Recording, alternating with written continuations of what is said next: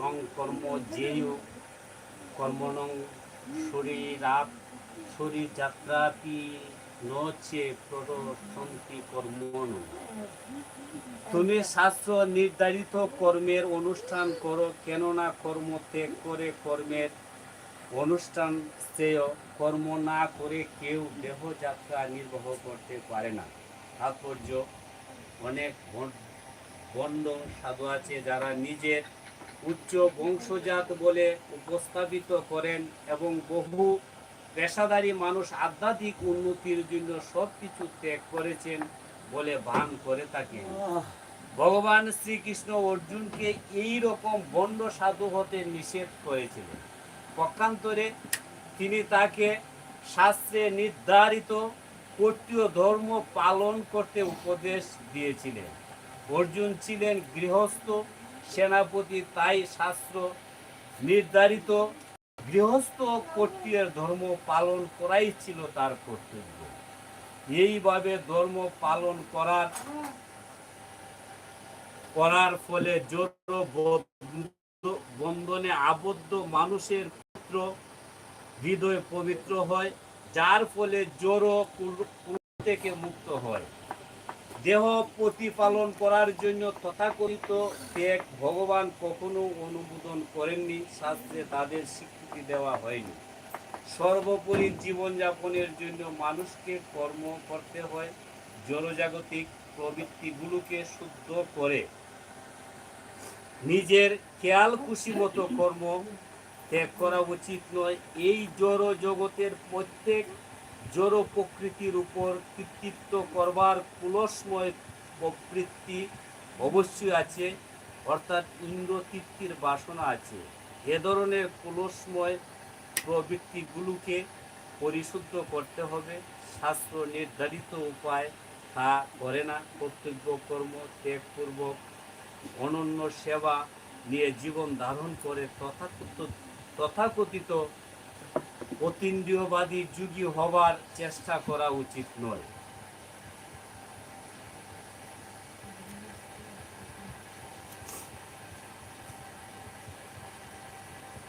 শ্লোক নম্বর 9। যজ্ঞার্থ কর্ম করুণী কর্মং অনর্থক লোকং অয়ম কর্ম বন্ধং তৎ অর্থনম কর্ম কুন্তেয় মুক্ত সঙ্গ সমাচার। বিষ্ণুর প্রতিবিধান করার জন্য কেবল কর্ম করা উচিত করা হয়েছে, যাতে সেই উদ্দেশ্য যথাযথভাবে সাধিত হয়। যজ্ঞ বলতে ভগবান বিষ্ণু অনুষ্ঠানকে বোঝায়। ভগবান বিষ্ণুর প্রতিবিধান করার জন্য সমস্ত যজ্ঞ অনুষ্ঠান করা হয়। বেদে বলা হয়েছে যজ্ঞৈব বিষ্ণু। নির্ধারিত অনুষ্ঠানের মাধ্যমে যজ্ঞ সম্পাদন করা সরাসরিভাবে ভগবান বিষ্ণুর সেবা করার মাধ্যমে একই উদ্দেশ্য সাধিত হয়। তাই বিষ্ণুকে সন্তুষ্ট করার জন্য কর্ম করা উচিত। এছাড়া এই জড় জগতে অন্য সমস্ত কর্মই বন্ধনের কারণ, কেননা ভালো এবং খারাপ উভয় কর্মেরই প্রতিফলন। যে কোনো কর্মফলে অনুষ্ঠানকে বন্ধনে আবদ্ধ করে রাখে। তাই শ্রীকৃষ্ণকে সন্তুষ্ট করার জন্য কৃষ্ণ ভাবনাময় হয়ে কর্ম করতে হয়। এভাবে কর্ম করার মাধ্যমেই মুক্ত হস্তে স্থির থাকতে বলা হয়েছে।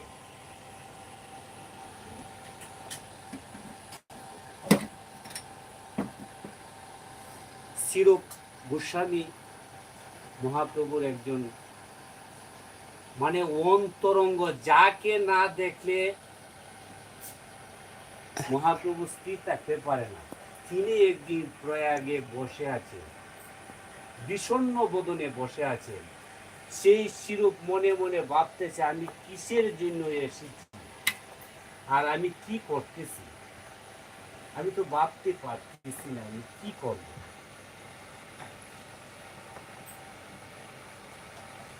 প্রভু সেই স্বরূপের ভাব সে বুঝতে পেরেছে, বুঝতে পারেনি ভক্তির রস আমি কোথায় গেলে পাব।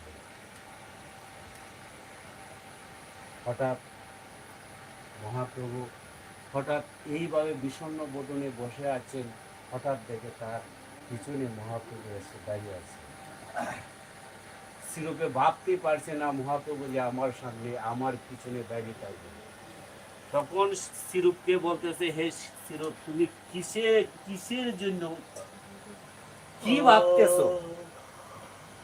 সে প্রভু গো, ভক্তি রসের যে মাইত্য, সেটা আমি এসে এই জগতে এসে আমি এর এক বিন্দু আমি আস্বাদন করতে পারতেছি না।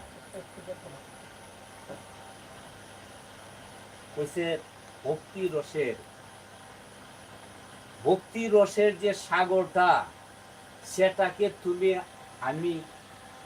তোমাকে আমি বুঝাতে পারবো না। সেটা হচ্ছে ভাবের বিষয়।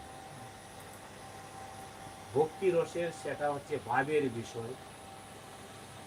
একজন ভক্তের কোন সময় ভাব আসে সেটা ভক্ত নিজেই জানে। কোন সময় ভক্তের হৃদয়ে ভাব আসে, কোন সময় আসে না।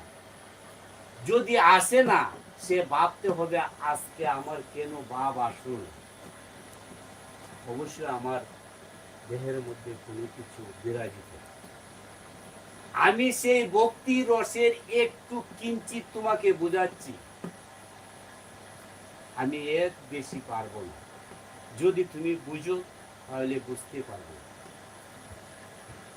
মহাপ্রভু বলছে, দেখো, একজন মন্ত্রী এমন এক অপরাধ করেছে, তাকে একটি স্তম্ভের মধ্যে রেখেছে। একটা স্তম্ভ তৈরি করেছে এই মন্ত্রীর জন্য। মন্ত্রীর জন্য অপরাধ করেছে। কি অপরাধ করেছে আজও সেটা বলে নাই মহাপ্রভু স্বরূপকে। কিছু অপরাধ করেছে, কিন্তু অপরাধ করেছে তাকে একটি স্তম্ভের মধ্যে, স্তম্ভ বলতে একটি স্তম্ভ বানাচ্ছে, স্তম্ভের উপরে রেখেছে। কিন্তু সেখান থেকে যদি সে লাভ দিয়ে পড়ে, তার মৃত্যু হবে। কিন্তু সেই রাজার শর্ত ছিল, তুমি যদি সেই স্তম্ভ থেকে নিচে নামতে পারো তাহলে তোমার মুক্তি। তখন সে চিন্তা করছে, আমি কিভাবে নামতে পারি। তখন বলছে রাজাকে বলছে, হে রাজেশ্বর, আমার পুত্রকে দেখার জন্য আপনার কাছে আমি মিনতি প্রার্থনা করছি। আমাকে যখন তুলবেন তখন আপনারা তো সবাই চলে যাবেন, কিন্তু আমার ছেলেকে সেখানে যেন, আমার ছেলে যেন আসে। ছেলে আসতে তো অসুবিধা নাই, কিন্তু ছেলে আমাকে সেই স্তম্ভ থেকে নামাবে না। আমি নামবো কিভাবে? তখন বলছে ঠিক আছে। তখন তার ছেলে এসেছে। ছেলে এসে দেখে তার পিতা ওই স্তম্ভের উপরে, অনেক উপরে, এই স্তম্ভের মধ্যে রাজাকে, এই মন্ত্রীকে বসাইয়া রাখেছে। আর মন্ত্রী যে সময় স্তম্ভের উপরে উঠে সে চিন্তা করছে, আমার তো এই রকম শাস্তি হবে, তা আমি কি করবো। সে চিন্তা করছে, আমি যাবার মুহূর্তেই কিছু মধু ছিল তার সঙ্গে, কারণ সে প্রতিদিন ভগবানকে কোনো কিছু দিতে পারে না, কিন্তু মধু নিবেদন করে। সেই মধুটা ছিল, সেই মধুটা সে সংগ্রহ করে নিয়ে চলে গেছে। যখন তার ছেলে গেল, গিয়ে বলতেছে, পিতা আমাকে কি জন্য স্মরণ করেছে? বলছে, যখন পিতা বিপদে পড়ে তখনই ছেলের স্মরণ হয়, আর যখন পুত্র বিপদে পড়ে তখনই ছেলের দরকার হয়। যে তোমাকে একটি কাজ করতে হবে, আমার এমন ভাবে দণ্ড দিচ্ছে মহারাজ, তুমি এক কাজ করো, তুমি একটি মৌমাছি দেখো কোথায় খুঁজে পাও তুমি। আমি যা বলছি এটা মানে খুব সূক্ষ্ম জ্ঞানে, মানে খুব স্থির মনে ভাবতে হবে কি বলতেছে মহাপ্রভু স্বরূপকে, কি বলতেছে। ভক্তি রস, ওনারা যারা ভক্ত আছেন তারা বুঝেন কি হচ্ছে। তখন সেই ছেলে, পিতাকে তার বাঁচাতে হবে, তখন সেই ছেলে ঘুরতেছে বনের মধ্যে, ঘুরতে ঘুরতে ঘুরতে গিয়ে দেখে মৌমাছির চাক। সেই মৌমাছির চাক থেকে একটি বড় একটা মৌমাছি ঘুরতেছে, এটা কি ধরছে। ধরে তাড়াতাড়ি পিতা হ্যাঁ ইচ্ছাইছে পিতা এমন ভাবে বন্দি, পিতাকে তো মুক্তি করতে হবে। মৌমাছি এনেছে, বলছে হে পিতা স্ত্রী, আমি মৌমাছি এনেছি, এখন আমার কি করতে হবে? বলছে তুমি সেই মৌমাছি, সেই তার পাকার মধ্যে একটি রেশমি সুতা তুমি বাঁধো। সে তাড়াতাড়ি সেই রেশমি সুতা, রেশমি তো সুতা তো খুব চিকন, সেই রেশমি সুতাকে বেঁধেছে। বলছে তুমি এখন ছেড়ে দাও সেটা। মৌমাছিকে যখন রেশমি সুতা দিয়ে বেঁধেছে, মৌমাছি তখন সেই মধুর যে কোটাটা ছিল, সেই কোটাটা সে সাথে সাথে খুলে ফেলেছে। মৌমাছি তো সেই মধুর গ্রামে মৌমাছি আর কোনো জায়গায় যায়নি, সাথে সাথে সেই স্তম্ভের উপরে যে কোটাটা ছিল, সেই কোটাটার মধ্যে গিয়ে বসছে। বসার পরে মৌমাছি সেই মধুটা পান করেছে। ইচ্ছা মতো পান করার পরে সে অস্তে অস্তে তার পাকা থেকে সেই রেশমি সুতাটা ছিঁড়ে ফেলেছে। ছিঁড়ে ফেলে মৌমাছিকে বিদায় দিচ্ছে, তুমি চলে যাও। তার ছেলে বসা আছে, তখন তার ছেলেকে বলছে হে ছেলে, তুমি এক কাজ করো, তাড়াতাড়ি একটি মোটা রশি নিয়ে আসো। মোটা রশি নিয়ে আসো, মোটা রশি নিয়ে আসে সেই রেশমি সুতার মধ্যে তুমি লাগাও, আমি তুলি। তখন তার ছেলে তার বাড়ি থেকে মোটা একটা রশি এনে সেই রেশমি সুতা দিয়ে অস্তে অস্তে সেই মোটা রশিটাকে তুলেছে। তোলার পরে যখন সে রেশমি সুতা দিয়ে মোটা রশি থেকে তুলেছে, তখন সে খাম্বার মধ্যে বেঁধেছে। বাঁধানোর পর সে আস্তে আস্তে সেই মোটা রশি দিয়ে সে নেমে এসেছে। সেই স্বরূপ বুঝতে পেরেছে আসলে যে ভক্তি রসের কি মাহাত্ম্য।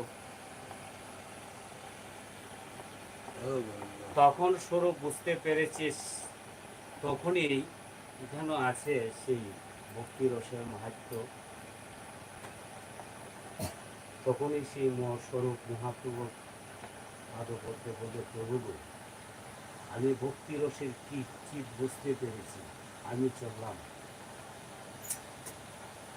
এই যে স্বরূপ মহাপ্রভুর একটি কিঞ্চিত রস আস্বাদন করেছিলেন, আজকে সেই স্বরূপের নাম প্রথমেই উচ্চারণ করতে হয় জয় জয় শ্রী সনাতন বৌদ্ধ রঘুনাথ জীব গোপাল বৌদ্ধ দাস, যার নাম স্মরণ সবকিছু এ জন্মের পূর্ব জন্মের সবকিছু পাপ বিনষ্ট হয়ে যায়। আমরা আজকে সেই স্বরূপের মাহাত্ম্য একটু গুণগান করেছি, বেশি করতে চাই নাই। আমরা এখনই জয় গুরু দিয়ে শেষ করব। জয় জয় শ্রী